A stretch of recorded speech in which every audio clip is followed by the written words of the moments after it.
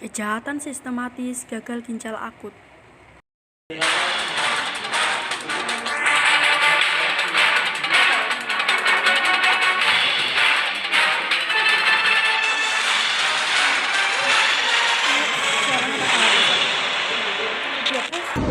Selamat siang pemirsa, bersama kami di Media Indonesia.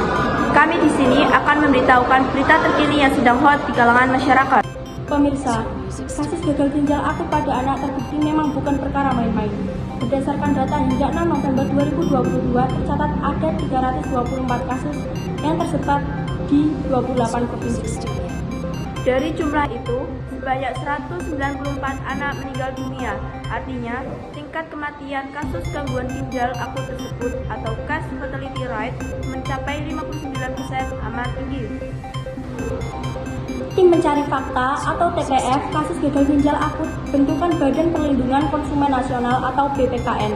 Dengan berpijak dari temuan awal investigasi yang mereka lakukan, bahkan tak ragu menyatakan penyakit gagal ginjal akut pada anak-anak disebabkan oleh kejahatan yang sistematis. Begitupun Ikatan Dokter Anak Indonesia yang menggolongkan kasus ini sebagai kejahatan kemanusiaan.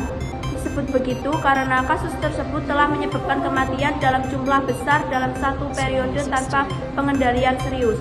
Terlebih, korbannya ialah anak-anak yang merupakan generasi penerus bangsa. Karena itu, dalam kasus ini yang diperiksa semestinya bukan cuma perusahaan farmasi yang diduga menggunakan penggunaan bahan baku pelarut yang mengandung cemaran etilen glikol atau EG dan dietilen glikol atau DEG di atas batas aman, melainkan juga pemegang otoritas pengawasan peredaran obat-obatan dan pemangku izin impor bahan baku tersebut.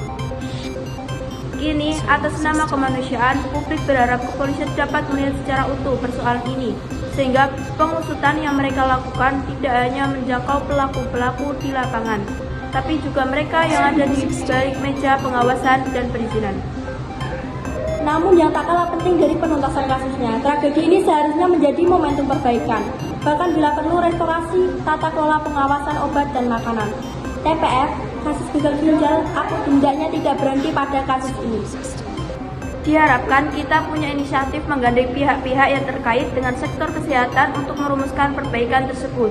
Jangan sampai kita hanya gemuruh ketika kasus sudah terjadi, tapi kemudian lupa, diam, dan membiarkan sistem yang salah tetap berjalan. Saya Umi Tamami. Saya Sania Yuliansyah. Kami pamit undur diri. Selamat siang dan sampai jumpa.